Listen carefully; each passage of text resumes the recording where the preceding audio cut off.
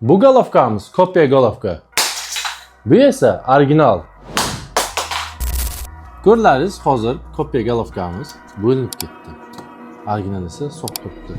Ko'plar uni upakovkasidan yoki boshqa narsasidan ajratamiz deb o'ylaydi yoki buni ochilishidan. Hech qanaqa unaqa aniqlab bo'lmaydi. Uni faqatgina bittagina yo'li bor. Hozir sizlarga ko'rsatib o'tib ketamiz. Hozirda biz sizlar bilan shu apparat orqali golovkalarimizni tekshirib ko'ramiz. Qani, ketdik.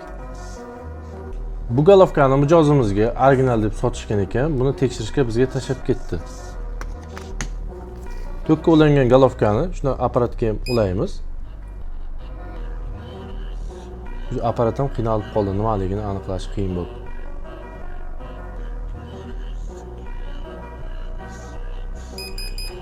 Ko'rib turibsizlar, 12 watt, hattoki 18 watt ham emas. iPhone'ga eng kamida ham 20 wattlik zaryadchi kerak bo'ladi. Bu golovka esa o'zimizning original golovka. To'kka suqamiz va apparatga ulaymiz. Buni aniqlash uchun hech qancha ham vaqt ketmaydi, original golovka bo'lsa. Ko'rib turibsizlar, Apple 20 watt.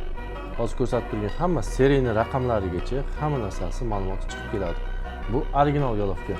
Sizlar ham golovka tanlashda adashayotgan bo'lsalaringiz, bemalol Karvon Mobile'ga tashrif buyurib, olib ketishlaringiz mumkin. Bizda Donaga va Optimga ham bemalol xarid qilishlaringiz mumkin. O'zbekiston bo'yicha 12 ta viloyatga ham yetkazib beramiz.